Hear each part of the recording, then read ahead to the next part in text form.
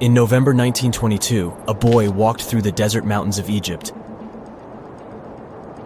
and discovered some ancient steps carved into the rock. Subsequently, this find became one of the world's largest and most significant archaeological discoveries. This step was part of Tutankhamun's untouched tomb. Archaeologists found about 5,000 ancient objects, including jewelry, fabrics, painted vases, and funeral masks. You've probably seen one of them. It has become one of the most recognizable attributes of ancient Egypt. More than 100 years have passed since then, and now humanity has finally become close to another large-scale discovery, the tomb of Cleopatra. This queen was the last active ruler of the Ptolemaic Kingdom of Egypt, who sat on the throne from 51 to 30 BCE. There are many ancient records about Cleopatra, her reign, and her unusual personality, but until now, no one has discovered the secrets about her passing away in the burial place. So, one archaeologist, Dr. Kathleen Martinez, has been studying ancient records and temples around Alexandria for decades, and concluded that the tomb of the queen should be located under the ancient city of Taposiris Magna, founded in 280 BCE. It was a big city on the northern coast of Egypt, where tens of thousands of people were engaged in trade and industry, and it seems that Dr. Martinez's guesses turned out to be correct. She and a group of archaeologists have discovered a secret underground tunnel near Alexandria, with a length of about 0.8 miles. It was cut into the rock under Taposiris Magna's temple. During further excavations, they found many things that indicate Cleopatra's tomb lies in the tunnel's depths. It's also possible that she is buried there together with the Roman commander, Mark Antony. According to ancient records, Cleopatra and Mark Antony loved each other and together opposed the Roman Senate, which declared Antony a traitor. The fact that natural disasters have occurred on the territory of Taposiris Magna for thousands of years can complicate the excavations. Earthquakes and floods destroyed the city and possibly flooded its underground tunnels. But archaeologists hope the ancient tomb remains untouched, and that it hides many treasures and records about the royal life of ancient Egypt during the reign of the last dynasty. There's a chance that excavations will go underwater and in the mud. This will require much time and funding, but archaeologists are sure it's worth it. Anyway, it's too early to say that Cleopatra is really buried there, but scientists have found many things in the tunnel that confirm this, including clay pots, dozens of coins with the image of Cleopatra and Alexander the Great, as well as a bust with the image of the Egyptian queen. Cleopatra is still one of the most popular personalities in Egypt, on an equal footing with Ramesses III and Tutankhamun. She inspired many films, paintings, and books, but what made her so popular? She became famous for her inconsistency. She was a beautiful, intelligent ruler who pulled Egypt out of the crisis and made it a prosperous power. Medieval Arabic texts say she knew chemistry, mathematics, and philosophy, and may have written several scientific books. She knew several languages and had excellent diplomatic skills. At the same time, there are many legends that she was a femme fatale who drove many men crazy. However, there's no evidence that her beauty was incomparable. The image of a stunning model was created by Hollywood when it made several films where famous actresses performed the role of Cleopatra. And the Roman Emperor Octavian, the adopted son of Julius Caesar, specially created the image of Cleopatra as an insidious seductress because he was her enemy. Even though she was born in Egypt, Cleopatra wasn't an Egyptian. Her ancestors were Greeks, among whom was one of the generals of Alexander the Great. However, the people of Egypt loved her.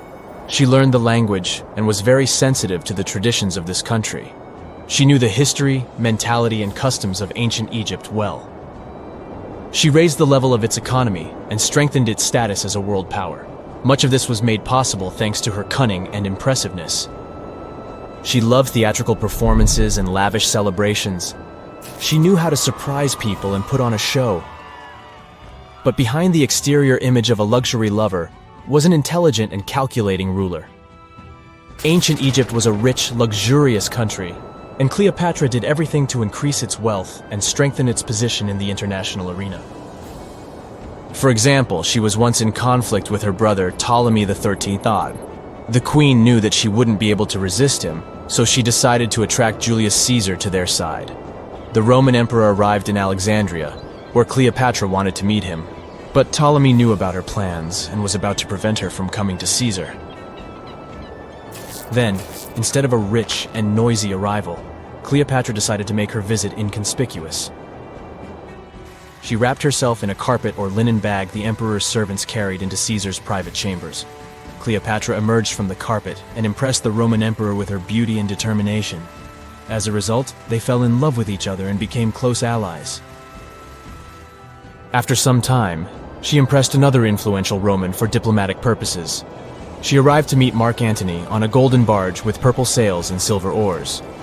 Cleopatra was dressed in the image of Aphrodite and sat under a magnificent canopy. Her servants dressed like cupids and were blowing her fan and burning incense. But Cleopatra created such a show for a reason. She knew that Antony revered Greek mythology and considered himself the embodiment of Dionysus. As a result, he was so impressed with this woman that he ended up marrying her. Cleopatra defended her crown, strengthened her alliance with Rome, and bore Antony 3 children. In Egypt, they threw big parties and enjoyed wealth with power. However, the relationship of a high-ranking official with the Egyptian queen caused a scandal in Rome. Octavian was Antony's primary opponent in the struggle for power, so he exploited the situation to darken the competitor's reputation. He used propaganda to make Cleopatra an insidious seductress in the eyes of Roman citizens. He accused Antony of succumbing to her charms. The Roman Senate supported Octavian and declared Cleopatra an enemy. In 33 BCE, this conflict reached a high point when Antony's navy clashed with Octavian's fleet. The latter won and forced his enemy to flee to Egypt with Cleopatra. According to some records, they took refuge near Alexandria. Pursued by the Romans, they hid in one of Cleopatra's palaces and met their end. Some legends say that Cleopatra was an expert in poisons. She provoked a venomous snake, a viper or an Egyptian cobra, to bite her. Also, according to another legend, she pricked herself with a poisonous needle. There's a theory that Cleopatra always carried an ampule with poison inside her hairbrush. And when she was cornered, she soaked the needle with this poison and pricked herself. None of this can be said for sure. Scientists are still trying to find out the truth.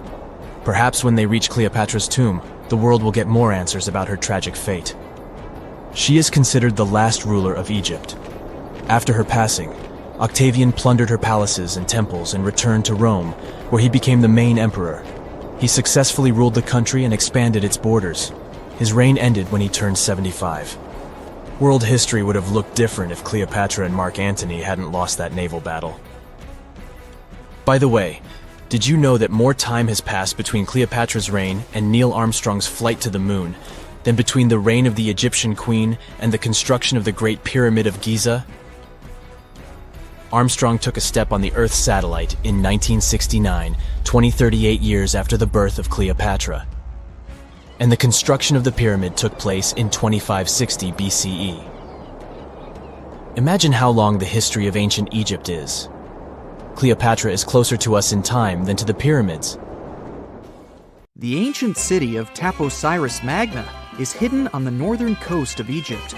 These days it has very little of its former glory, but what lies beneath it may hold the secret to uncovering a famous mystery, that of Cleopatra, the most memorable Egyptian queen in history.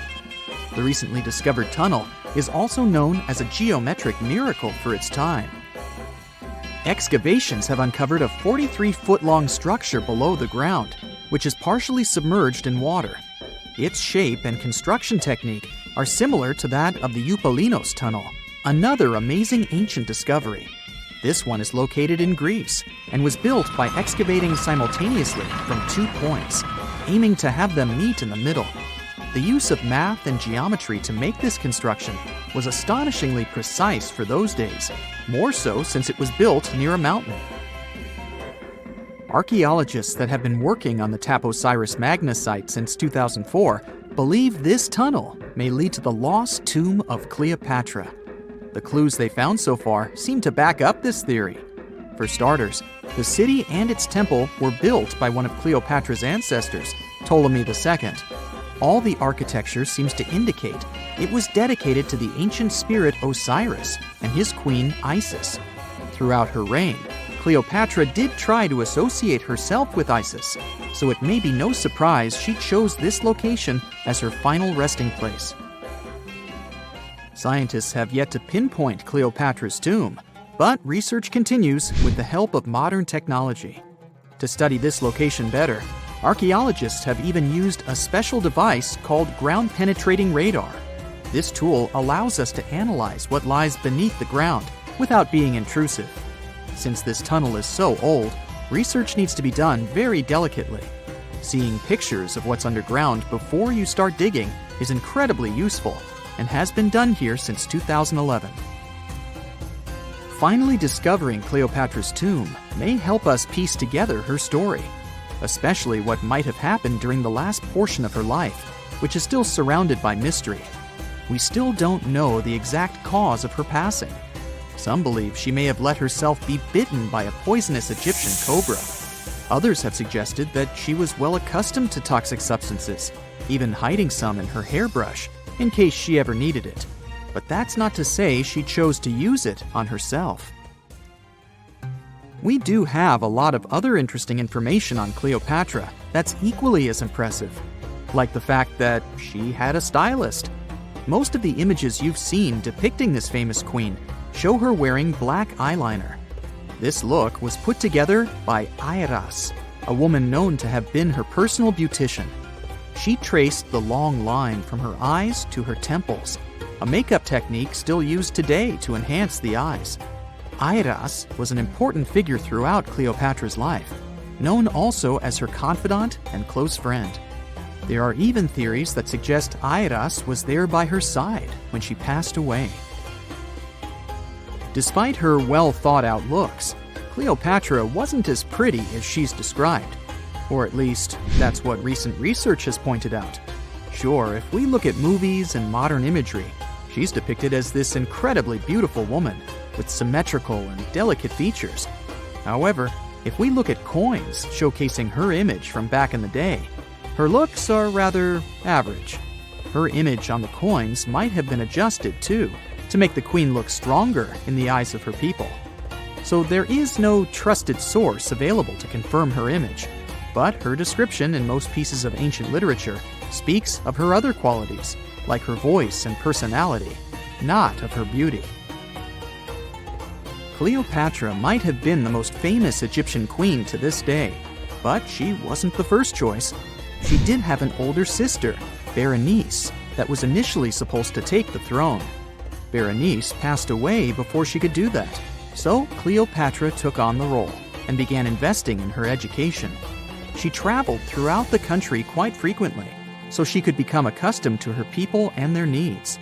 She was only 18 when the responsibilities were passed down to her, and immediately gained popularity because of her intelligence and education. Her taste in literature was quite good too. She was known to be a fan of Homer, the famed Greek philosopher and poet. Cleopatra loved to write as much as she loved to read. There are even claims that she wrote a book on medicine and cosmetics, but we have no evidence to this day that such work ever existed. Part of being a great leader back then meant you had to speak multiple languages. Cleopatra clearly understood that, and that's why she's rumored to have known many languages to varying degrees. Some archaeologists suggested she spoke Greek, Egyptian, and Ethiopian, as well as many Arabic dialects. She might have even spoken Latin, but there's little evidence to support this claim. She might not have had angelic looks, but Cleopatra was really careful with the way she looked, even with her diet. She was known to have enjoyed simple meals, including a variety of fish. Since she lived close to the Mediterranean Sea, it's really no surprise. As a treat, she liked to eat stuffed pigeons, which she also served to her guests. Other dishes on the menu included vegetables and fava bean soup. Fruits and nuts weren't missing from her diet either, and she was also a big fan of honey. Recently, a team of experts has even tried to recreate her famous perfume. Think of it like the ancient equivalent of Chanel No. 5. Cleopatra was known to be a fan of luxurious scents, which she believed could even influence how people treated her when they met. The basis of this scent is myrrh, a resin gathered from a local tree. Other ingredients added to the mixture were also found back in the day, like cardamom, olive oil, and cinnamon. The results may not be quite as delicate as the perfumes we know and use today. Its consistency was way thicker, and the scent lasted way longer. When she was at the height of her power, Cleopatra might have been the richest person in the world. Back in the day, she ruled over a territory that stretched across the Mediterranean, from modern-day Libya in the west through Egypt to Syria in the east. This is the largest territory ever ruled over by a woman. In today's currency, her worth might have been somewhere around $95 billion. The calendars we use today may have been introduced by Cleopatra herself. She presented the idea of leap years and leap days to Caesar, the Roman emperor she was known to have been close with. Taking her advice, Caesar made these adjustments part of the official Roman calendar. The ancient Egyptians already knew the year was longer than precisely 365 days. They discovered this by studying the brightest star in the sky, called Sirius, and concluded that a year is actually 365 1/4 days long. It was Elizabeth Taylor that famously introduced Cleopatra to pop culture when she played her in the 1963 film bearing the same name. Up until that point, it was the most expensive film ever made. It was originally supposed to cost somewhere around $2 million, but ended up costing a mind-boggling $44 million. That's mostly because of script and production issues. To make this iconic movie, producers created 79 sets from scratch, as well as over 26,000 costumes for the cast. Elizabeth Taylor's Cleopatra costumes alone cost somewhere around $200,000. Thankfully for the producers, the movie made headlines and was well received by critics, making it a box office success. A lot of people associate Cleopatra with another famous Egyptian ruler, King Tutankhamun, nicknamed King Tut. Surprisingly, apart from both of them being Egyptian pharaohs, they have nothing else in common. For starters, King Tut lived around 1,300 years before Cleopatra did, and there is also no connection regarding their ancestry. Cleopatra had Macedonian Greek roots, while King Tut was a native Egyptian. So, imagine you're 15 and you get bored of playing video games. Instead, to pass the time, you decide to give some attention to an old hobby of yours, tracking down lost Mayan cities. You've heard that some ancient civilizations are said to have built entire cities based on constellations, so you decide to check out whether that was true for the Mayans. You find a book containing all the constellations the Mayan civilization believed to exist. You open good old Google Maps and map every ancient Mayan city discovered to date. You start seeing that this information actually matches. And truly, the biggest ancient Mayan cities correspond to the brightest and biggest stars of the Mayan constellations. Okay, this is getting interesting. You manage to map out over 100 ancient cities when you suddenly notice something strange.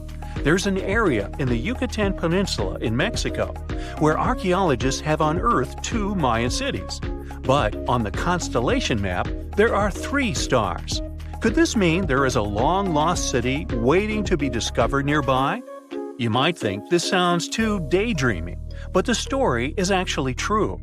The previous account happened to a Canadian teenager named William Gaddery. The boy is known as a science genius and had even won an award for the constellation theory we presented just now. When he noticed that a 3rd city was missing from the 23rd constellation he was examining, he began to scour the internet for satellite pictures that could help him solve this mystery. He looked into images from NASA, JAXA, a Japan-based satellite company, and Google Earth. These images were still insufficient to answer his questions, so he reached out to a friend inside the Canadian Space Agency. His friend provided him with state-of-the-art satellite imagery that gave him the answer he was looking for.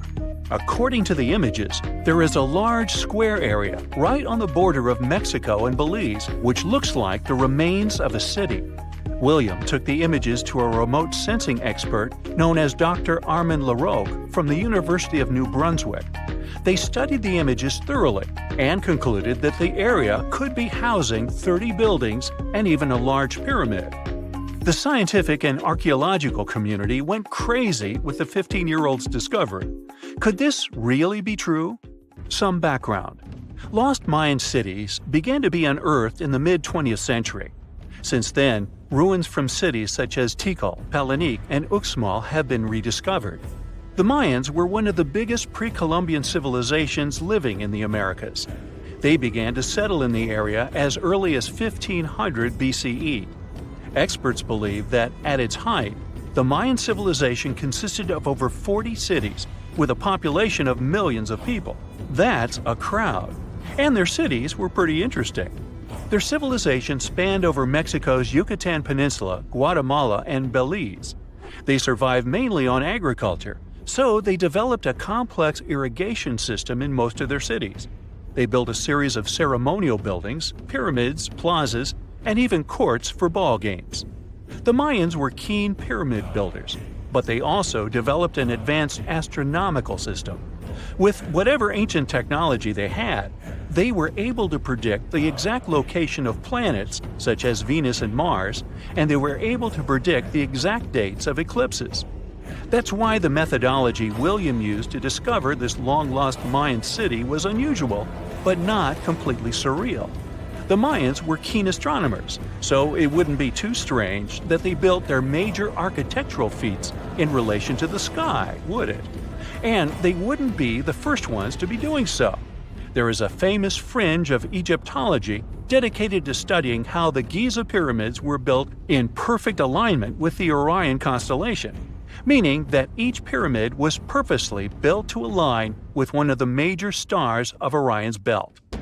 According to William, he first had the idea to look at the Mayan constellations because he couldn't understand why the Mayans built their cities where they built them. Most major cities, such as Chichen Itza and Uxmal, aren't near any rivers or significant bodies of water. Instead, they're built on marginal lands and on top of mountains, which confused the 15-year-old. His next thought was that it might have something to do with astronomy. William named the new city he discovered Mouth of Fire, which is also my nickname, and he even won a merit award for his hard work. However, his theory was very much contested inside the archaeological community, and many Mayan experts worked to debunk William's findings. Some archaeologists say that constellation theories are too unscientific. Anthony Aveni, a renowned anthropologist and astronomer, referred to William's methodology as an act of creative imagination. He explained that there is no way to be sure what the Mayan constellations really were. It's all just hypothetical. Another debunking of William's findings came from Mayanist David Stewart, who said that the object identified on the satellite imagery is nothing but an old cornfield. His claim was supported by an expedition that took place near the area in 2021, when the archaeologists present reported there was nothing at all in this area. Still, a 15-year-old boy almost found a long-lost Mayan city, which is pretty exciting if you ask me.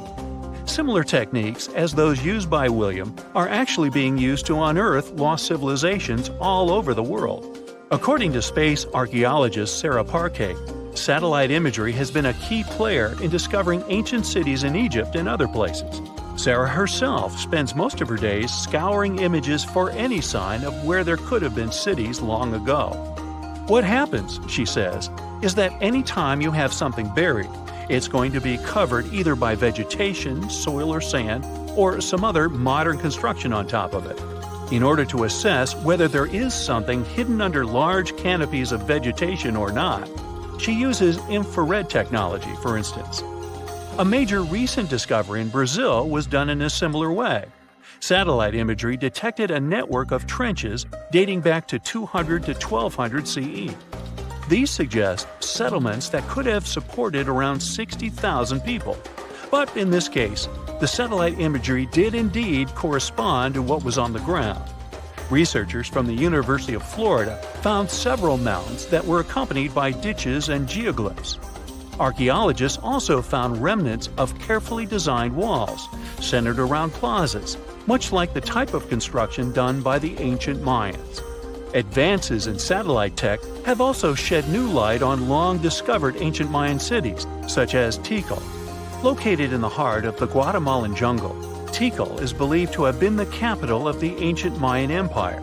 At its height, it was comparable in importance to cities such as London or New York in today's world. It was composed of a series of complex monuments, many of them believed to have been the resting places of kings and chiefs. Tikal is already known to have been big, but recent discoveries show it could have been even 3 times larger than what scientists originally believed. The main discovery revolves around a fortification on the outskirts of the city, indicating how far the original city stretched. And new discoveries still take place. In 2017, researchers also unearthed new clues regarding the potential causes of the decline of the Mayan civilization. Using data from a site in Cebu, located 62 miles southwest of Tikal, scientists analyzed radiocarbon data from ceramics and archaeological excavations to extract new information about the sudden demise of this great civilization. The information shows that, instead of a sudden collapse, the Mayans most likely collapsed in waves of social instability and political crises. These events are believed to have deteriorated Mayan city centers and began causing the dispersion of the Mayan population. Well, it seems like it's a prime time to uncover ancient ruins. What do you say? Will you give it a try as well? A comfortable abode with a gorgeous view of the Mediterranean Sea will serve as a perfect rain shelter.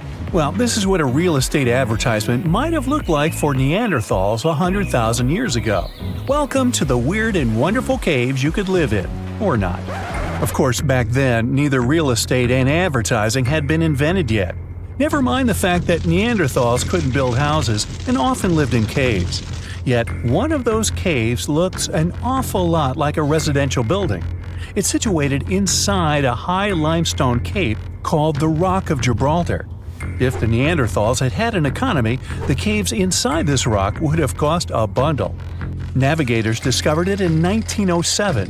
They just spotted a big hole inside the fortified rock. For many years, scientists have studied this place and found some traces of Neanderthals. They discovered ancient tools in the cave and bones of old animals. But the coolest thing was, they found 4 caves inside the rock. It was like a residential complex. Neanderthals lived alongside neighbors and helped each other hunt and fish. They created feather decorations and painted abstract drawings on the walls. Imagine our ancient predecessors hanging out in these caves 100,000 years ago. And now, scientists hang out there and study the primeval past of Neanderthals in detail. At the end of 2021, archaeologists uncovered a gap inside one of the caves leading to an unknown tunnel. They crawled through this hole and opened a new space under the cave roof. This place has been closed off from the outside world for over 40,000 years. And it seems it was one of the most prestigious apartments in the entire mountain complex. It has high ceilings with ancient stalactites. The ruined stone curtains divided the apartment into several rooms. Scientists also found the remains of ancient animals and scratches on the walls. It seems that Neanderthals had never lived here, but they used to visit this place. Archaeologists found the shell of a sea snail called dog whelk.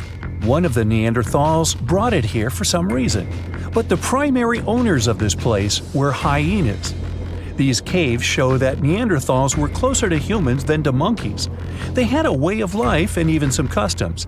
There's still a lot of work ahead, and scientists hope to find new rooms inside this rock.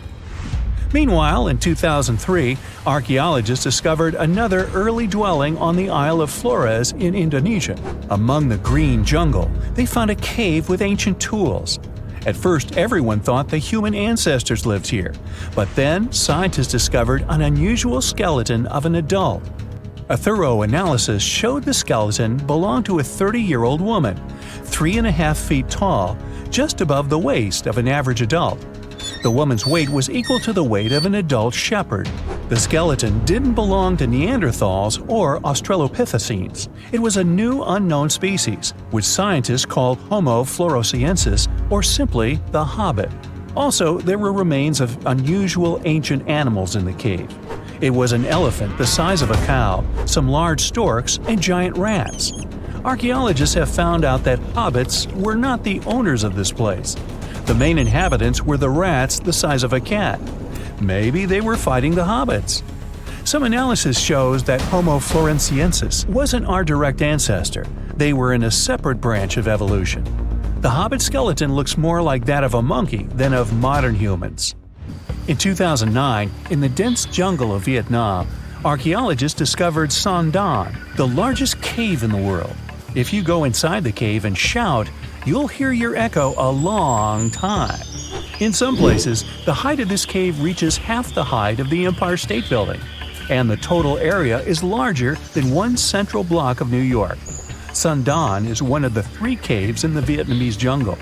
Many intricate mazes connect these caves. Inside, you can find unique plants and trees that live separately from the outside world. It's a real underground jungle. In some places, you can find collapsed ceilings that let the sunlight in. Besides unusual trees and plants, ancient stalactites hang there. Some limestone deposits are more than 450 million years old. They were here even before dinosaurs appeared. There are also many rivers in the cave. Rainwater coming down from holes in the ceiling has formed them. Fast streams resemble slides in a water park. They lead to unknown underground labyrinths. Scientists have studied only a small part of all these caves. The next unusual cave is in New Zealand. Hundreds of thousands of fireflies live inside. Each of them glows with a blue light. Together, they light up the cave. It may seem to you that you're on another planet, but you can't stay there for a long time. Special air measuring devices are everywhere. Scientists monitor the level of carbon dioxide necessary for the normal existence of fireflies. These insects are sensitive to the environment. If there are many people in the cave, or they stay there too long, the park staff will ask them to leave the place. It's like you're literally stealing oxygen from the fireflies. We've seen some pretty amazing caves so far, but how about a scary one? We're going to the desert of Yemen's Al-Mara province. What we're looking for is not a cave, it's just a black hole in the ground, right in the middle of the desert. It's big, the size of a basketball court. It's not its size that could scare you, but what's inside. Scientists are still not sure what it is. From the depths of this black abyss, a disgusting smell of rotten eggs constantly comes out, and sometimes you can hear some strange, frightening sounds. The blackness of the giant hole in Yemen absorbs all the sun's rays, so you won't see what's there even with a powerful flashlight. People flew over this place by helicopter. They filmed using drones and the most powerful lenses, but they didn't catch anything except darkness. It looks like a big ink spot in the middle of golden sand. The locals are afraid to approach this place. They believe the cave leads to another dimension where evil creatures live. At the moment, the giant hole in Yemen is one of the most poorly studied and mysterious phenomenon of nature. How did it appear? How old is it? Where does it lead? Scientists are trying to find the answers to these questions. There are theories that the hole appeared because of construction work. Geologists drilled the soil nearby in search of minerals. It could have caused fluctuations in the Earth's crust and collapsed the surface. But no one can prove this theory, yet. And now, imagine a place where sunlight has not penetrated for more than 5 million years. There's little oxygen, and it's cold and damp. Still, life is born in this place, not only microbes and bacteria, but also something bigger. The living conditions in this cave are very different from the usual ones, so, in a sense, this cave is like another planet. It's the Movil Cave in the southeast of Romania, near the Black Sea. The entrance is a small hole in the ground. Inside, a tunnel leads deep below the surface. The levels of hydrogen sulfide and carbon dioxide are above normal inside the cave. The air here is half as much oxygen as on the surface. People can't be here without an oxygen mask, but other creatures living here can. The cave is home to 48 species of living organisms. 33 of them are unknown. Here you can meet some unusual insects, white snails and white spiders, millipedes with huge whiskers, transparent shrimp, and unique species of leeches. They all live here thanks to the little bacteria autotrophs. They absorb carbon dioxide and release food particles. Bacteria feed on it. Other larger organisms feed on these bacteria, and some bigger organisms eat those little ones. In the end, everyone gets food. In this cave, evolution has created a biological system separate from the rest of the world. Researchers have found almost 1,000 previously hidden Maya settlements in the tropical lowlands of what is now northern Guatemala. They did it with LIDAR, light detection and ranging lasers, which they used to scan areas from the air. The region we're talking about is pretty vast. All those structures and buildings they saw over there stretch across about 650 square miles. And these spots were supposedly occupied thousands of years ago. It seems all these structures were pretty densely packed, so people lived close to each other. They had at least 417 ancient villages, towns, and cities where they could identify boundaries. These structures and buildings were actually a part of a state that looked like a kingdom. Some of these settlements were built as sports courts, civic, ceremonial, and religious centers, and residential homes. There were also massive palaces, platforms, dams, pyramids, and causeways across that area. People who lived there also had reservoirs where they collected water. So, they needed the power to organize thousands of specialists and workers. And they also needed many skilled people to build such structures without the technologies we have today. They needed lime producers, architects, mortar and quarry specialists, lithic technicians, those who took care of legal enforcement, and other important roles to establish the true community. This cool laser scanning system researchers used while exploring this area can even penetrate very dense ecosystems and vegetation. The light bounces off different surfaces and then creates a digitally reconstructed map. This map is based on how much time it takes for the pulses to get back to a receiver. So, with this laser system, they discovered there were also lowlands for agriculture. So why exactly did the Maya settle in this region? It was a specific area. Plus, it was hard to build such an amazing kingdom in a tropical rainforest climate. Back in the old times, ancient peoples had mostly inhabited areas in drier climates. Over there, they would build water resources, which were some sort of the basis of society and a source of life. An example of this is Teotihuacan of Highland Mexico, although they did have a couple of navigable rivers they could use for transport and trade. But these rainforest areas had their advantages too. The Maya used natural resources like limestone, which was their primary building material, salt, and the volcanic rock obsidian, which they used for different tools. Also, they managed to find enough dry land to live and build homes there. The lowlands were seasonal swamps called bajos, and they were perfect for agriculture because of the fertile soil. Generally, the Maya built settlements that could endure rainy periods too. They were ready for different circumstances, including flood and drought, which is something you could see in how they built houses. Their architecture was also one piece of evidence that showed their community was like a centralized kingdom-like state, which shows they stuck together through tough times. The Mayan Empire was very powerful, and it reached its peak about the 6th century CE. They were excellent at pottery, agriculture, writing, mathematics, and calendars. They were the ones who created complex calendar systems, such as the calendar round, which is based on 365 days. Although some believed the Mayan calendar predicted December 21st, 2012 would be the end of the world, it was just a coincidence with the end of a certain full cycle. They would call it the long count calendar, and it lasts 5,125 years. The Mayan people left behind an impressive amount of astonishing architecture and symbolic artwork. Most of their stone cities ended up abandoned by 900 CE. No one still knows why the Mayan civilization in that area collapsed, although there are some theories.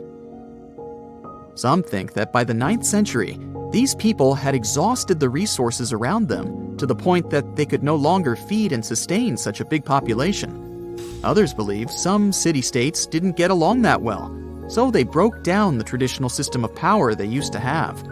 Some say it was all because of a very long period of drought. It could be a combination of all these factors, though. But one Mayan city, located on an island, even survived until the 17th century. It was long after the rest of the Mayan civilizations had been destroyed or abandoned. If you're a traveler, you might know the town by its modern name, Flores. Scientists believe about 2,000 people lived there. The earliest Maya people were farmers. They cultivated crops like beans, squash, corn, and cassava. As they had many interesting ingredients, they created hundreds of cool recipes. Many of those are still present even today. For example, in modern Mexican cooking. And especially popular are papayas, cacao, avocados, squash, pineapples, chili peppers, beans, and so on.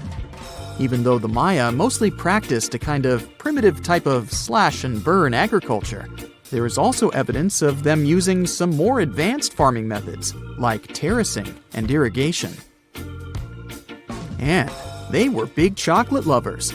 More than 3,500 years ago, the Olmecs of Mesoamerica probably turned out to be the first to realize that it takes some work for us to get such a cool thing as chocolate.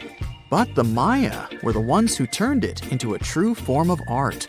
Scientists found out about it when they found cacao in Mayan pottery. Their chocolate would be mixed with honey, water, cornmeal, and chili peppers. That's how you get a spicy, savory hot chocolate beverage you can try even today in Mexico and Central America. Also, they used written language in their books. Their paper was made from fig tree bark, and using strips of that paper, they created a large library of books. Books made of this material are called codices, and 4 of these can still be found today. Sadly, many books were lost over time because of the humid climate or some human factors. The classic Maya built a bunch of palaces and temples that had a stepped pyramid shape. They decorated them with inscriptions and reliefs, which have earned them the reputation of being incredible artists of Mesoamerica. For the Mayans, flat foreheads were the most desirable thing on someone's face. They were generally really into aesthetics, and having a flat forehead was one of the main things where you could meet their highest aesthetic standard. They also liked to glam up their looks with makeup and clothing. Also, the Mayans were master tattoo artists. Actually, they were one of the first civilizations that started doing such forms of body art. They had a rich culture and believed in many things, such as fairies. Many civilizations across the globe believed in these mythical creatures, which had different names everywhere. The Mayans called those creatures aluxes. They would make sculptures of aluxes from wood or clay, take them to the forest, and hide in some secret spots.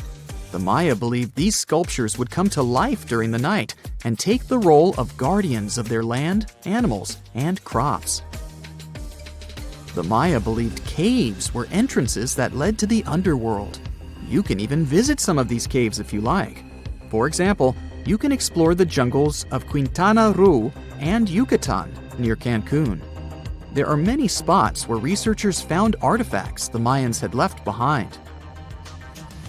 They were one of the first cultures that learned how to use rubber latex and make, for example, rubber balls for the many interesting games they had. They used natural latex and then probably mixed it with some other natural substances. That's how they came up with the bouncy balls they played with. They also built cool steam baths. The Maya had structures made from stone that looked like something we know today as bathtubs.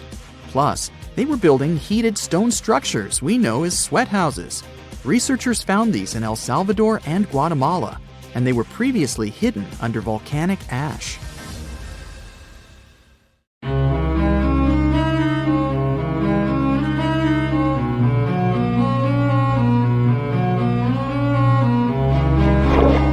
Question for you. Do you think Atlantis could be real? It remains as one of history's greatest mysteries. The legend began with Plato all the way back in ancient Greece, the tale of a civilization that formed and prospered before our own. Atlantis was supposedly a highly technological society, much like the Mayans. But, as the legend says, due to the people's greed, they were punished by a flood that destroyed and submerged their cities. Different theories try to guess Atlantis' location. Some say it was in the Mediterranean Sea. Some say it's beneath the Bermuda Triangle. But, as science has shown us, Atlantis may be only an allegory for humankind. Today, you'll discover several amazing underwater cities that you have never heard of. They existed indeed and are not just a myth.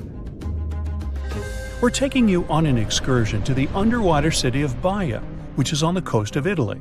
Known as the Las Vegas of the Roman Empire, Baia was a resort city. The Roman elite traveled there for recreation. Imagine an open-air spa. That was Baia. You can visit the submerged town by scuba diving and get close to that perfectly preserved, magnificent Roman sculpture, a true underwater wonder.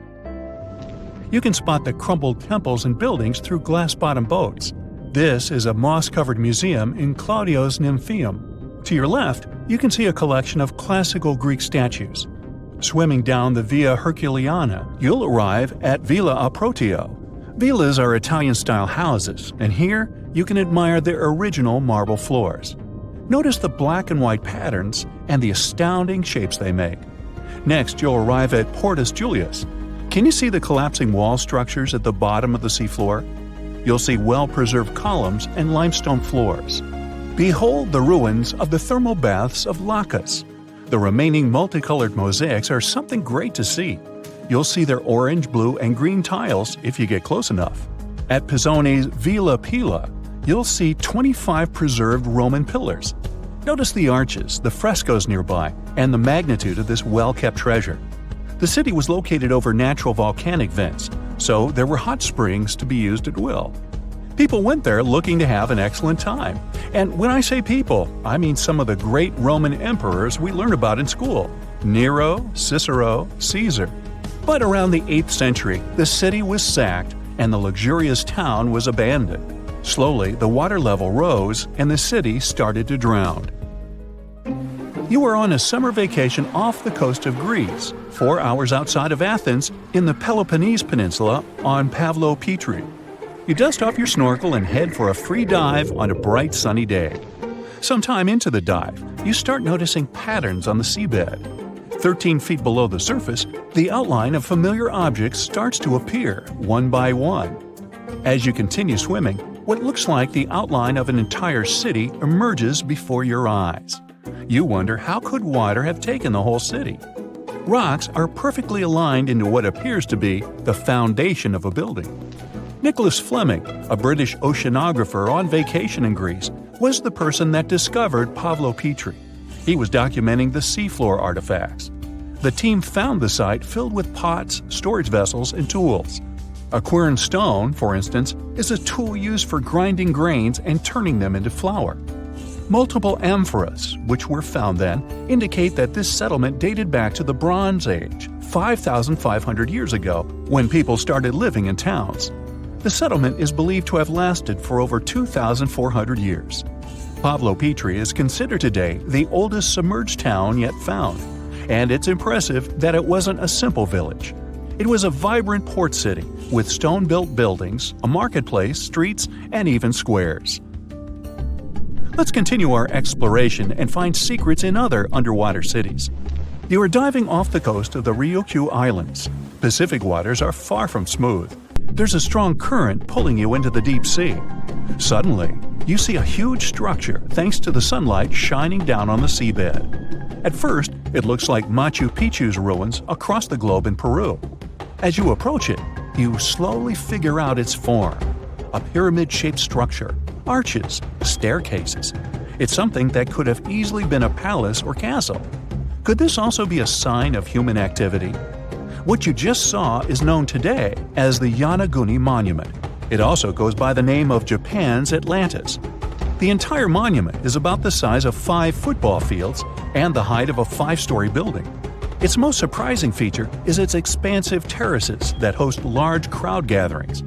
Explorers and scientists believe that Yonaguni dates back to 10,000 years ago. But whether it is a man-made structure or a natural formation is still under debate.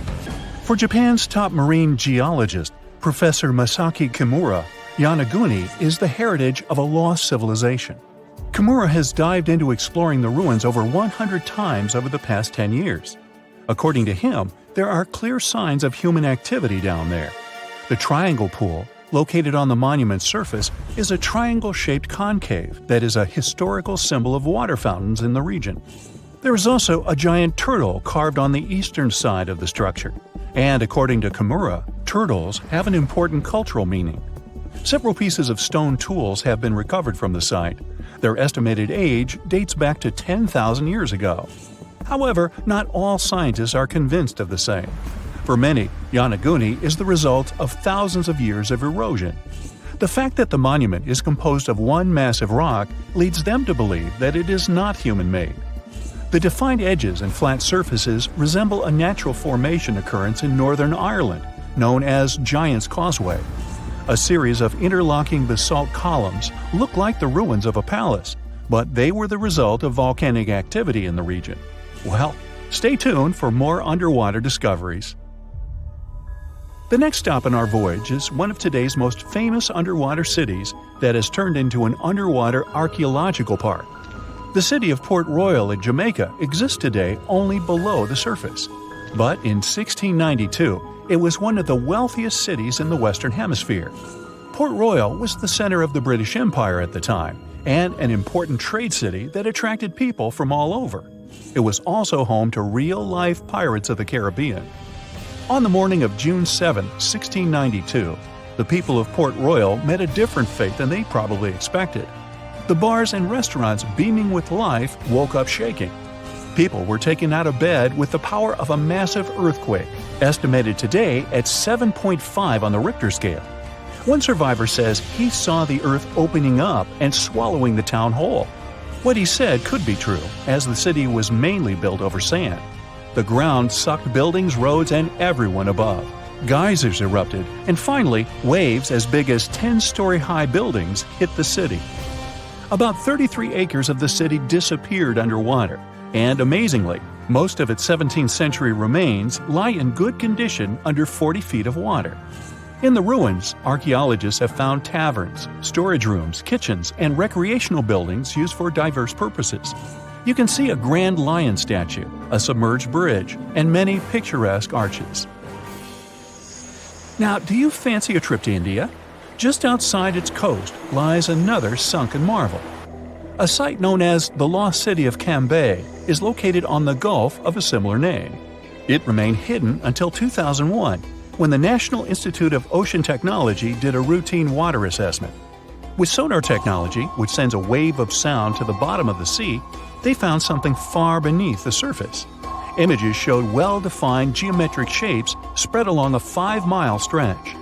The remains found dated to more than 9,500 years ago, meaning that this civilization was lost at around the end of the Ice Age. Debris recovered from the site included construction material, pottery, beads, sculptures, and even bones. Scientists argue whether these artifacts are indeed from the site, but if they truly are, then the lost city of Cambay would be the oldest civilization in the world. Phew! This summer has been turning up the heat like never before.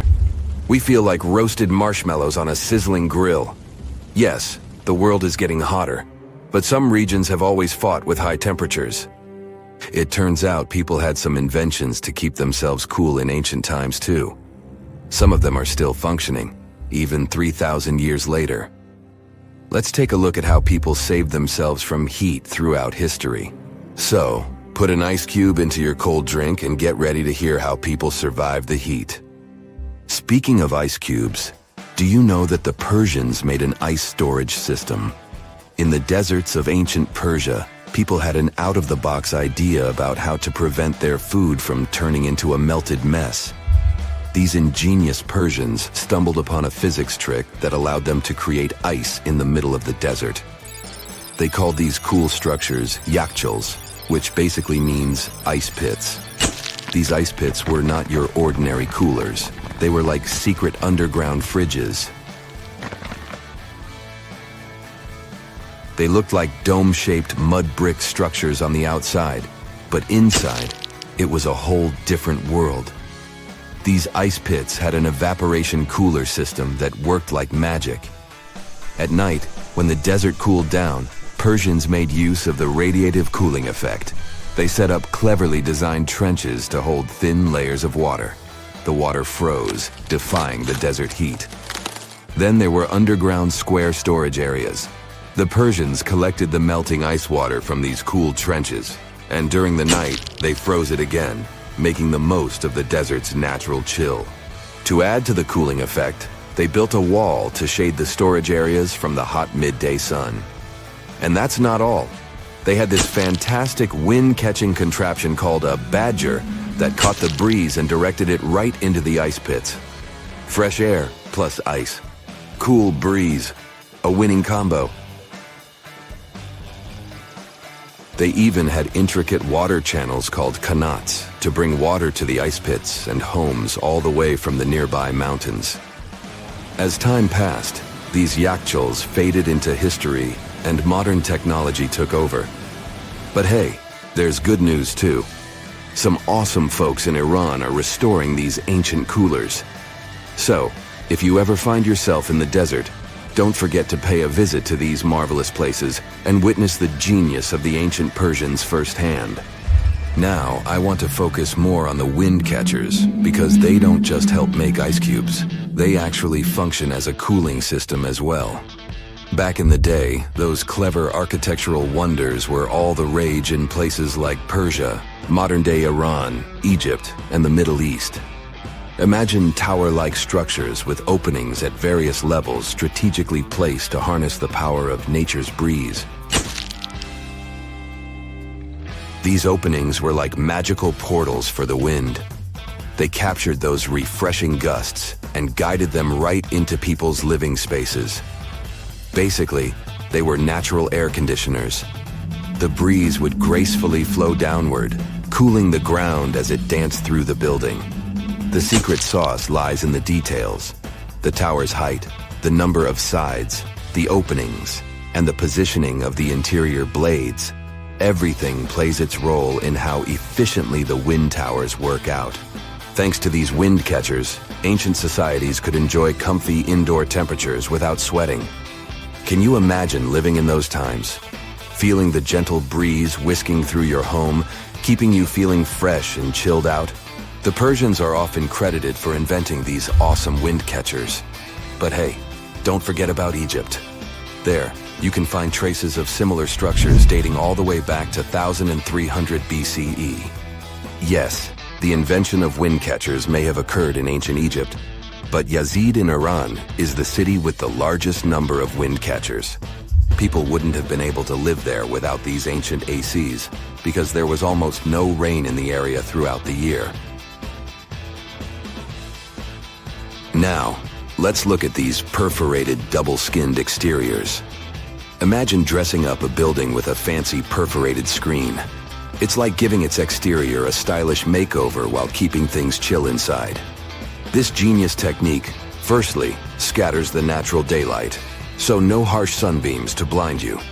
The screen also offers shade like a pro, giving the building's interior a much-needed break from the blazing sun. Think of it as a natural sun hat for your home.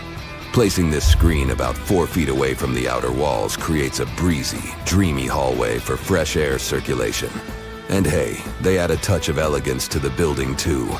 These structures are sometimes called jali. Jaipur, India, for example, has an average daytime temperature of about 100 degrees Fahrenheit. So these structures are lifesavers. Jalis come in various forms, crafted from cement, earth, and wood. It's a cultural symbol deeply embedded in Indian architecture. You can find its captivating presence in iconic historical buildings like the majestic Taj Mahal and the Grand Red Fort in Delhi. But hey, it's not just a thing of the past. It's still rocking modern architecture scenes, and its charm has sparked creativity in artists and designers worldwide. It adorns the building's exterior, its cross-section showing a larger opening on the outside and a smaller one on the inside. This is where the Venturi effect steps in to show off its physics prowess. As the air flows through the narrowing passage, it picks up speed, creating a difference in pressure between the inside and outside of the building. Air blowing at a higher speed gets compressed, and when released, it cools down. Mashrabia is a wooden lattice or screen used in the Middle East and North Africa.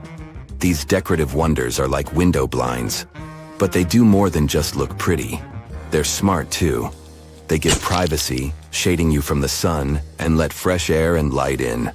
Some people also add clay pots filled with water, sand, or damp straw to their designs. As hot air breezes through the holes, it also passes through the pot's porous surface. The moisture inside evaporates, cooling the air. This is a perfect low-cost technique for hot and dry climates. It's eco-friendly, and there's no need for electricity. Now, let's fast forward to today. Designers are getting creative, mixing traditional wisdom with modern tech. At the Al Bahar Towers in Abu Dhabi, they've got it too. Picture over 2,000 hexagonal panels that dance with the sun's movement, providing shade to the building's interior. Water evaporation was another secret weapon for ancient people. Simple, yet super effective. Plus, ancient Egyptians hung wet mats and curtains in doorways. When the air passed through them, it cooled down, providing a relief from the scorching sun. Ancient architects were the masters of maximizing airflow. They knew how to cross-ventilate and let hot air escape while inviting cooler air to the party. Speaking of ancient Rome, bathhouses were the place to be back then. It was like a community hub. People gathered to chat about politics, play sports, and, of course, take a relaxing dip. The frigidarium was the cool spot in Roman baths. After a steamy soak in the caldarium, Romans dashed to this giant pool to chill out. Then in some places, like Cappadocia in Turkey, people went underground to hide from the heat. They carved cozy dwellings in volcanic rock, harnessing the Earth's natural cooling powers. So the lesson here is simple. Architects and designers can create wonders by combining local traditions with smart tech. California's Death Valley boasts the highest officially registered temperature to date, with 134 degrees Fahrenheit in 1913.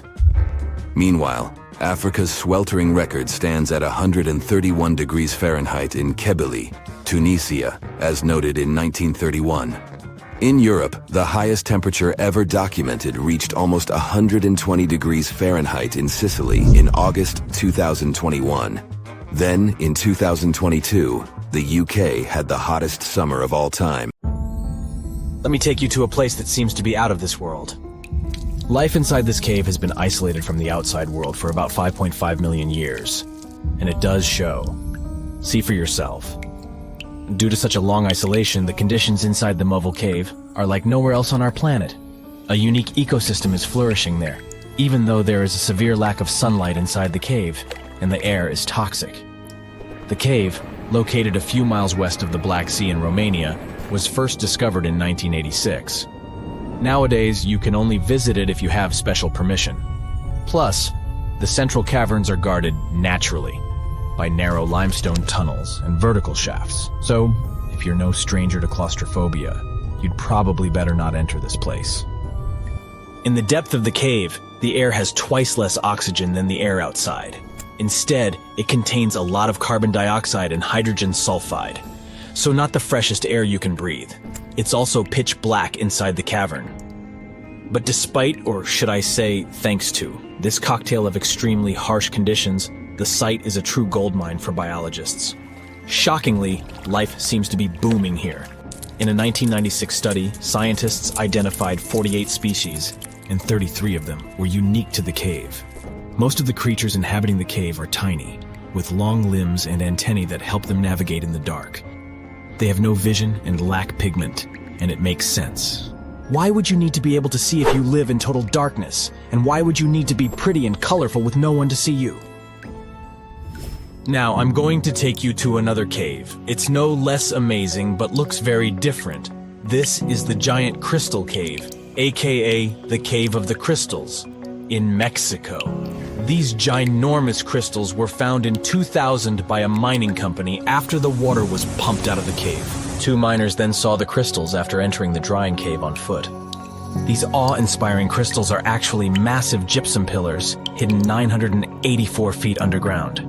They're anchored to the walls and the floor of the scorching hot cave. Scientists estimate that the crystals could have been already growing for 500,000 years. That's why many of them are so long and wide that you can walk across them. Unfortunately, visiting this wonder of nature is impossible at the moment. But maybe it's for the better, since the giant crystal cave is a dangerous place that can easily turn into a trap. For tens of thousands of years, it was filled with groundwater, which was originally pushed upward into the opening by a magma chamber located in the depths of our planet. The magma under the cave kept the water hot, but eventually the temperature of the water dipped below 136 degrees Fahrenheit. As a result, the water started to fill with calcium and sulfate, whose particles began to recombine into gypsum. And then, white-tinted crystals took over the cave. And since they stayed underwater, they were able to keep growing. You don't have to fly to space to take a closer look at a black hole. Scientists have found something very similar to black holes in the southern Atlantic Ocean. A black hole has such an enormous gravitational pull that once something gets pulled inside, it doesn't have any chance to escape. Even light can't get out of a black hole. But ocean black holes seem to be almost as powerful as their space relatives. But instead of catching the light, they do the same with water. Ocean eddies are massive whirlpools that spin against the main current. They usually swirl billions of tons of water, and most of them are larger than a city. These whirlpools are so powerful that nothing trapped by them can escape. But the scariest thing is that you might not even notice heading into one of them. These things are so huge that you won't spot their boundaries until it's too late. When scientists started exploring ocean vortices with the help of satellites, they discovered the borders of several eddies. After that, they managed to prove that, mathematically, these whirlpools are the same as mysterious black holes in space. Massive eddies are surrounded by super-tight barriers where fluid moves in closed loops. Even water can't get out from the inside of these loops. That's why tight ocean vortices play the role of enormous containers. Water inside them can be totally different from the ocean surrounding an eddy. And I'm not only talking about its temperature. The salt content inside and outside a whirlpool often differs as well. On the thin Curonian spit splitting the Baltic Sea from the Curonian Lagoon, there is one of the most bizarre places on Earth. Locals call this area the Dancing Forest because pine trees in this forest have shockingly unusual shapes. They twist in spirals and circles along the ground. There are some theories why it could be happening, of course. Some people claim that huge amounts of positive and negative energies once clashed in that spot. More down-to-earth individuals believe that the reason is geological. Sandy soil in the area is too unstable to hold trees growing upright. The most popular is the idea that strong winds blowing from the water influence the shape of the trees. In any case, experts haven't come to the final conclusion yet. Look at these underwater crop circles. For the first time, they were spotted in 1995, close to southern Japan's coast. Local divers called these 7-feet-wide structures mystery circles. The enigma had been plaguing many minds for almost 16 years until the culprit was finally caught. Imagine the researchers' surprise when it turned out to be a male pufferfish. The fish needs a bit more than a week to build one circle, and the aesthetics are obviously crucial.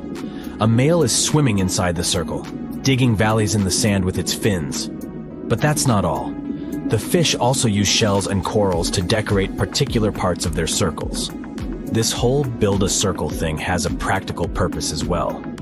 The way a male fish swims pushes the sand toward the center of the circle and creates a mound which later serves as a nest. The next mystery on our list is in the Caribbean. Just off the coast of Belize, there's a giant sinkhole. That's the Great Blue Hole. It's about 1,000 feet across and more than 400 feet deep. Once, a long time ago, this hole was a cave. But then rising waters filled it, making it collapse in on itself.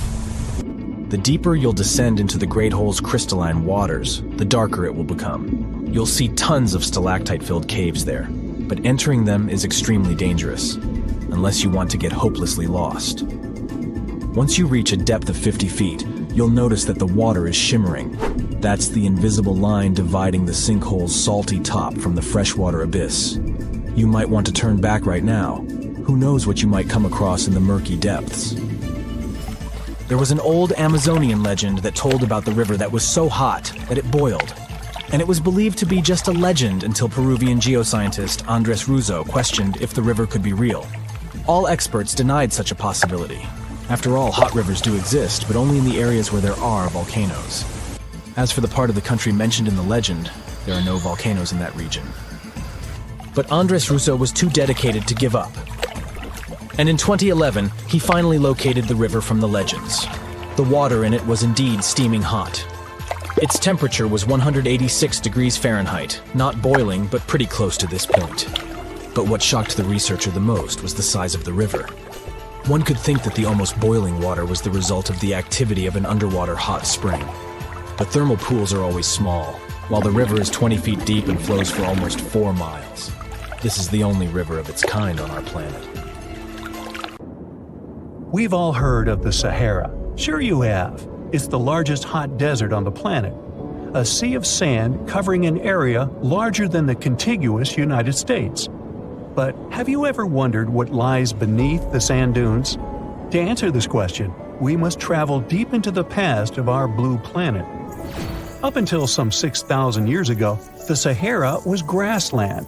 Humans were around at this time, not me, spreading agriculture around the planet.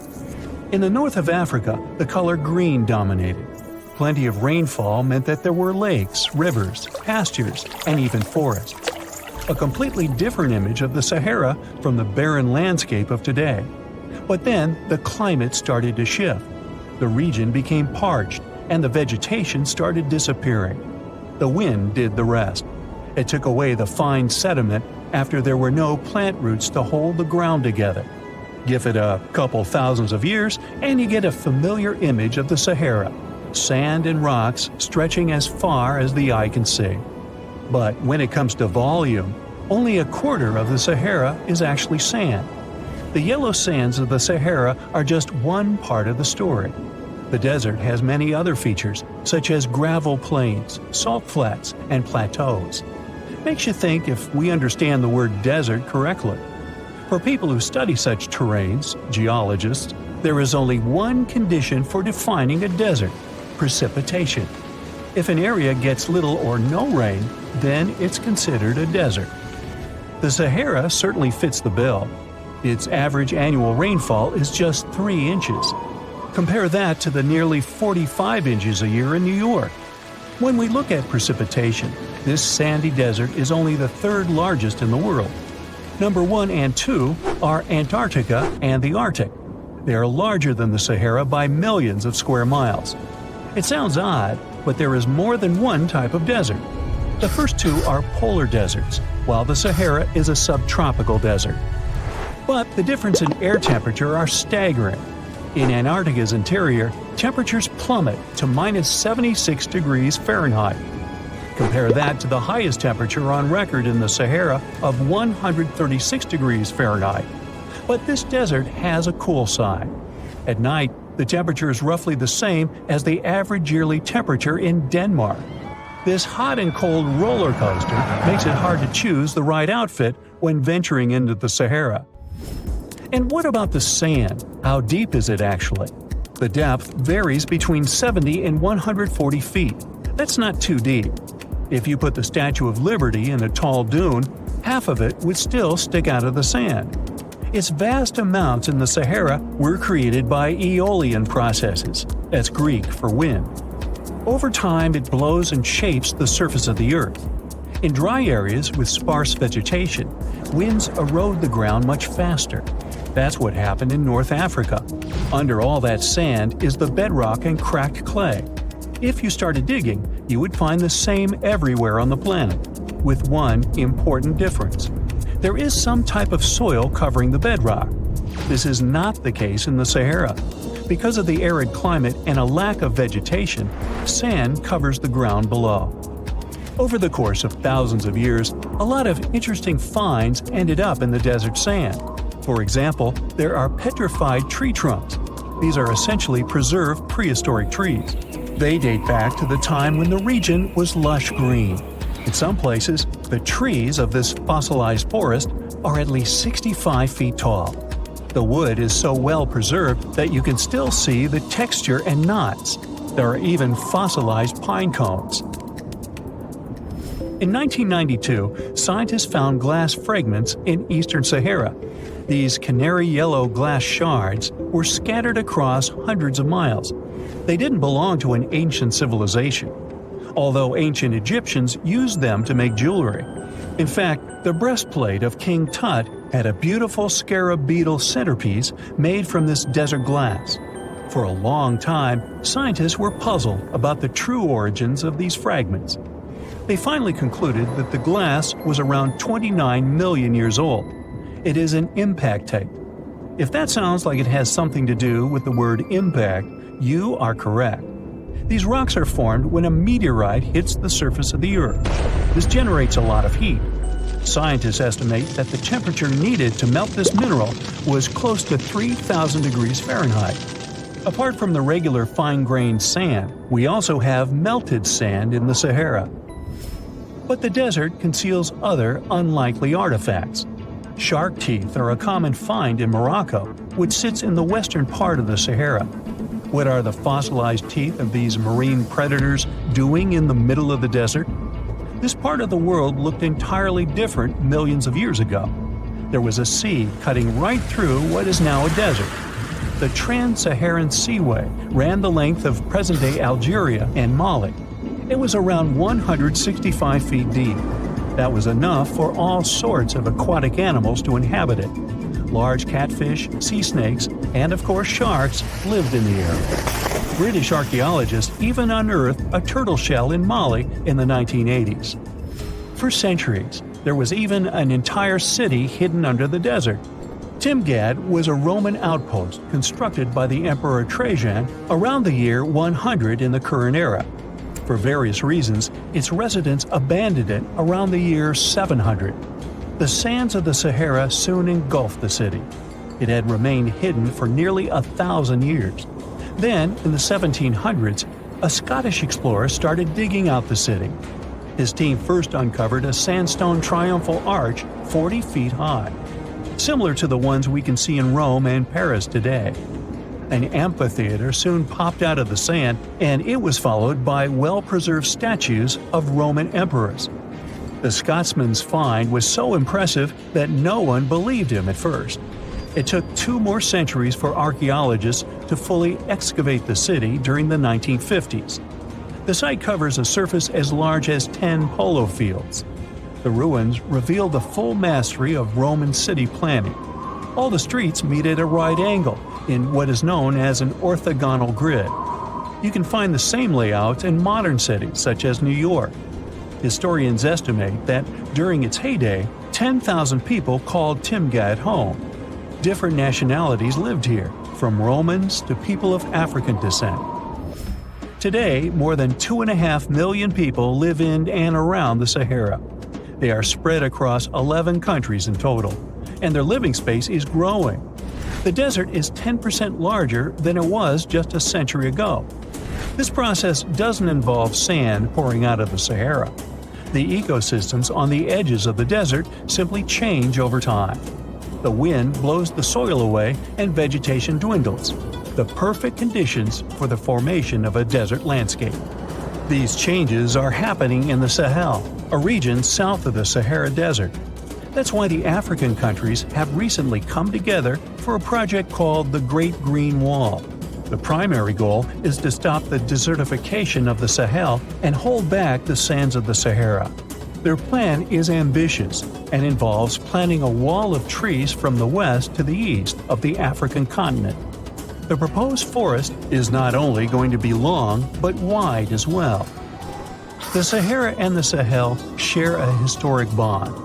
Since antiquity, camel caravans have been making the journey from Africa's Mediterranean coast in the north to the savannas in the south. The golden age of this trade kicked off in the 9th century. The perilous journey took several months to complete. The route was 2.5 times longer than the length of the Grand Canyon. Explorers still find evidence of these ancient caravans hidden away under the sands of the Sahara. So the Sahara Desert is so big that it covers 8% of the world's territory. It's bigger than the USA or China. Surprisingly, the Sahara is not the largest desert in the world. It is the third largest, behind Antarctica and the Arctic. But it is definitely the hottest one. Temperatures there reach 136 degrees Fahrenheit. This place has some of the most incredible sand dunes you've ever seen, towering up to 1,476 feet. But here's the kicker. There's a real risk that these dunes might continue to spread until they cover the entire world.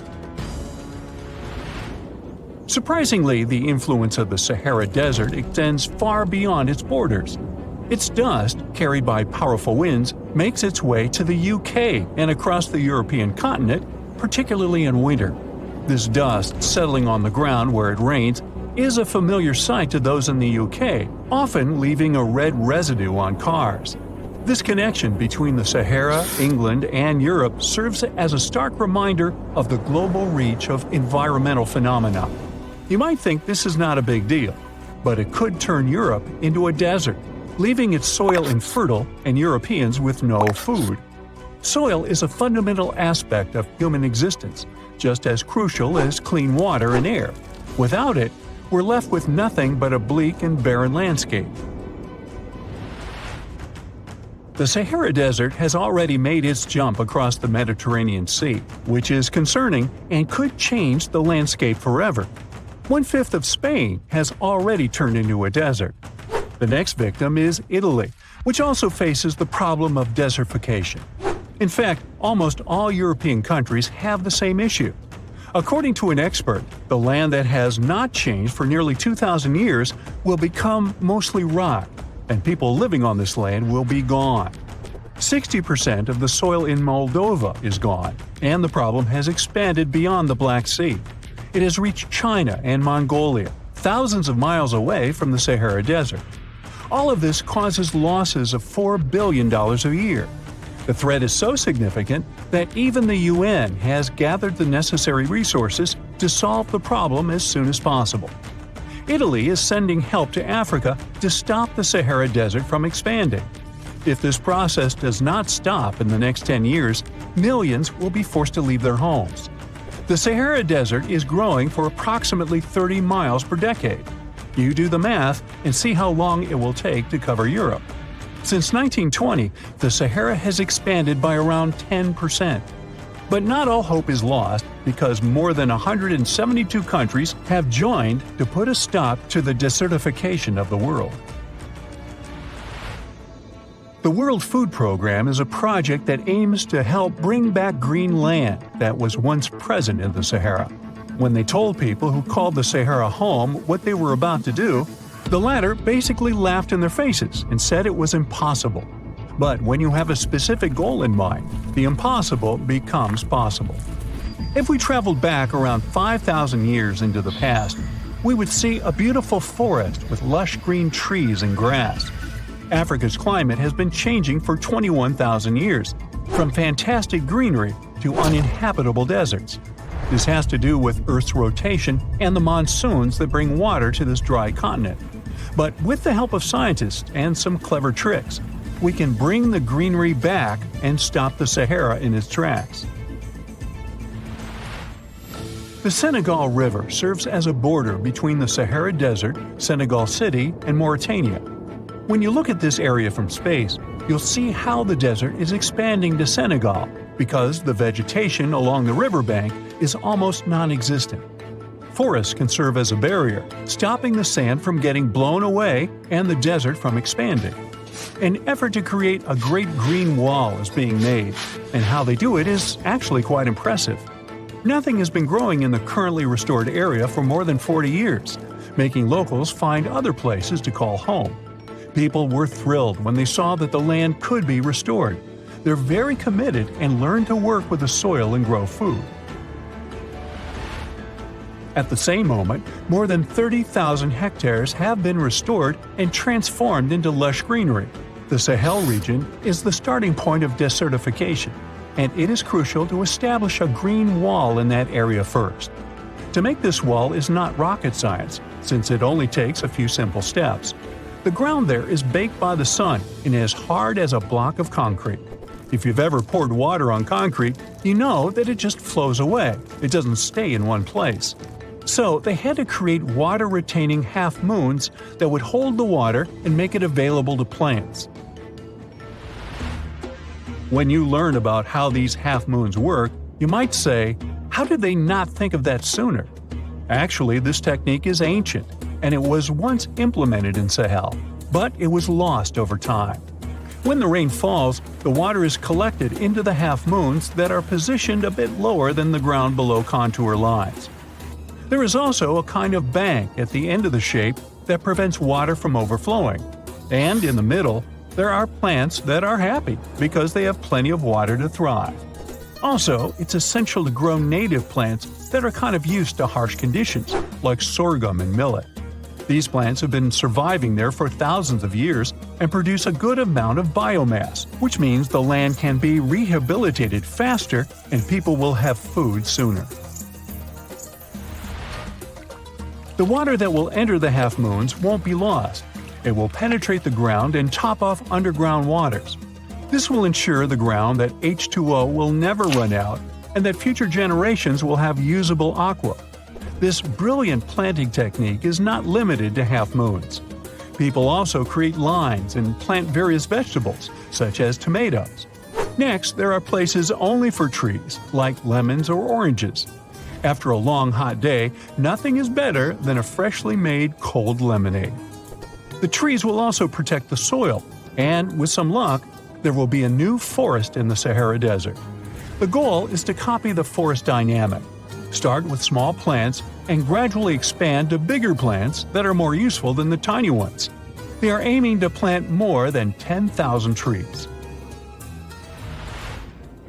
Right now, many people are leaving the Sahara after the rainy season, going to cities or leaving Africa altogether.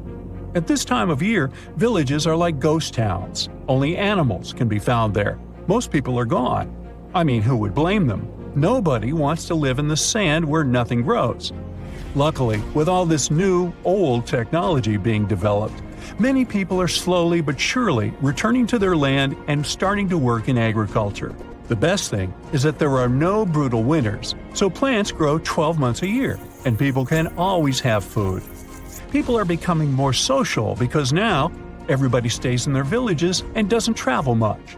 If this project works out, Africa will be saved, and the world won't turn into a giant desert. 1,000 years ago, near modern-day St. Louis, Missouri, there was a vibrant, bustling city called Cahokia. It was a Native American city, the largest and most influential one in Mississippian culture. At its peak, around 1050 BCE, Cahokia was home to as many as 30,000 people, making it larger than Paris at the time. But what's interesting is that Cahokia didn't have any big marketplace. Usually trade was the backbone of any big city, yet this one stood out for archaeologists. That's because Cahokia wasn't about commerce. It was about culture, community, and parties. The people who lived there threw massive parties that would last for days. The city's grandest feature was its 50-acre plaza, surrounded by amazing earthen pyramids. This massive space could hold over 10,000 people. Imagine them all gathering there for festivities, dancing, drinking coffees and teas, feasting on deer, and betting on sports. The events were super lively.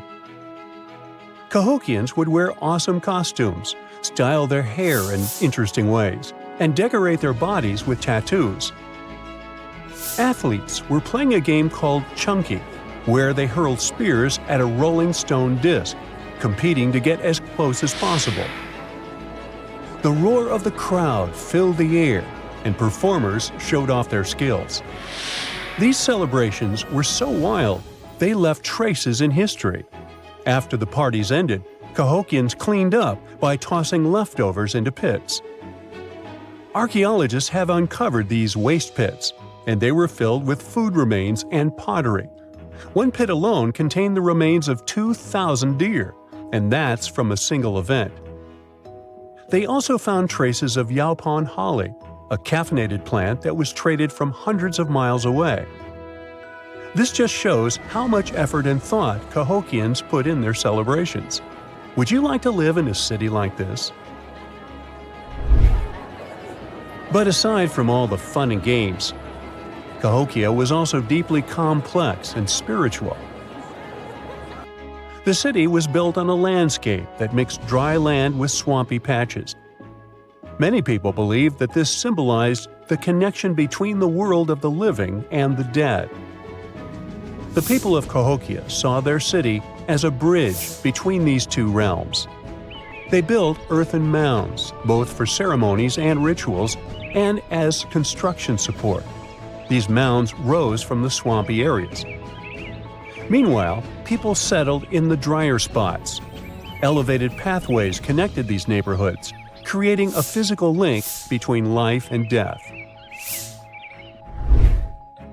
Isn't it sad that some ancient metropolises that rival modern cities in scale just disappeared? Cahokia's story came to a quiet end around 1350 CE, when the city was abandoned, all due to changes in environments and weather, floods, and other problems. But the influence of Cahokia was so big, it spread to distant places. Some of their traditions, like chunky and yaupon tea, have survived in native communities to this day.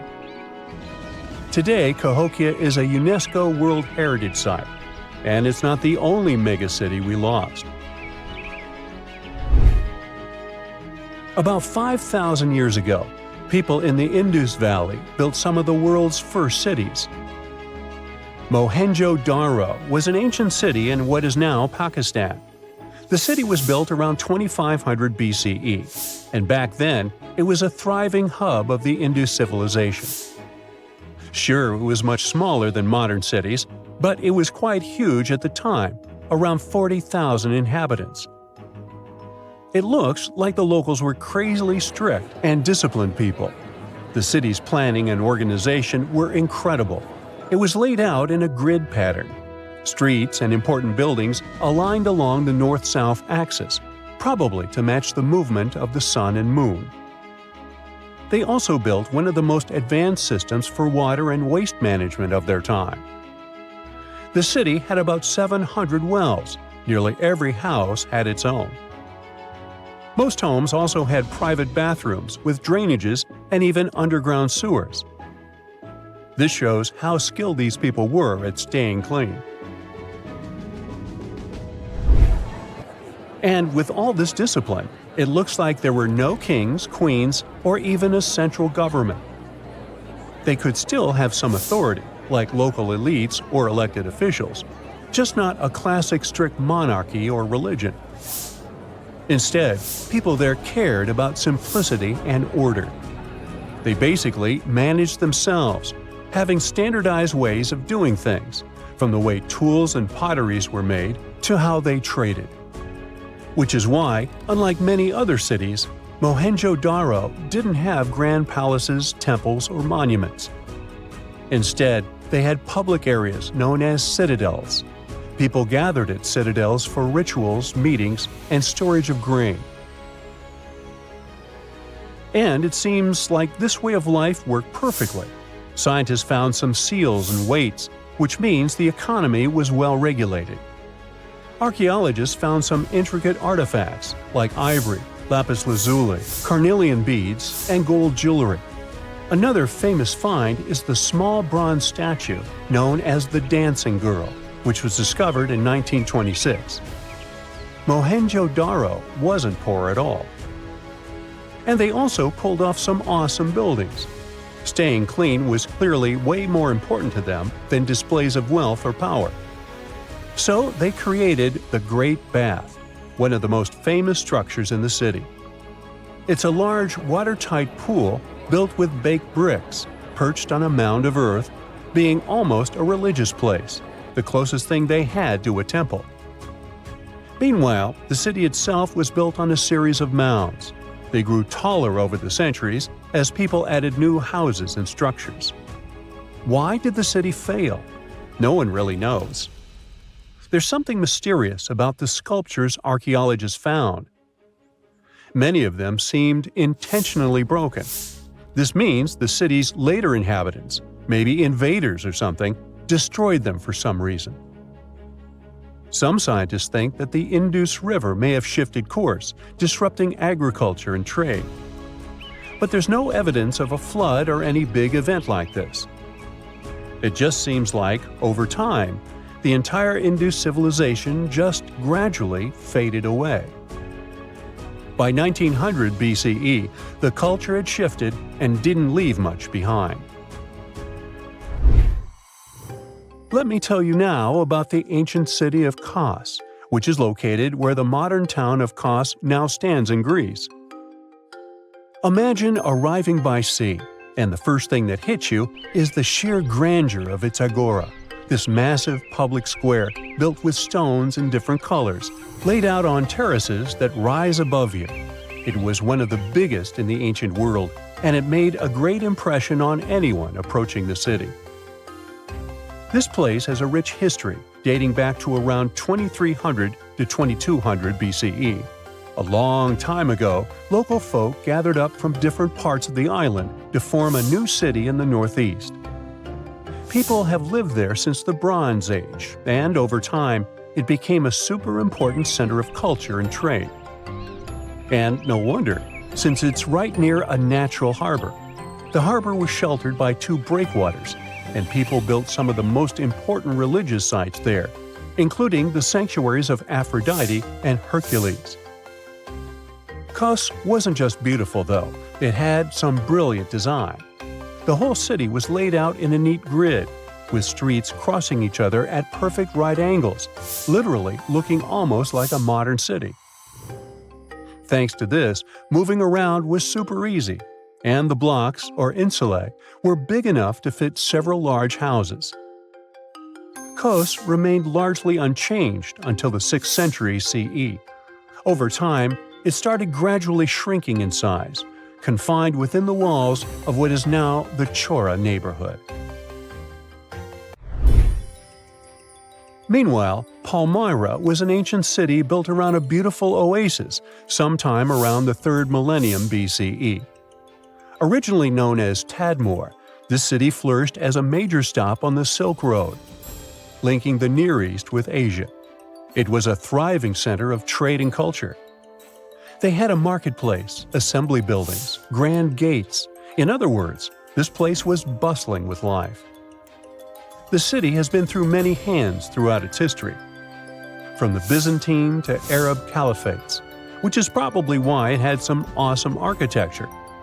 An interesting blend of Greco-Roman, Persian, and Arabic vibes. The Temple of Bel, the Great Colonnade, and a Roman-style theater. But, like all the others, it decayed over time. Palmyra's importance faded, and by the early 1400s, it had been largely destroyed. But at least its ruins remain. Right now, they're a UNESCO World Heritage Site.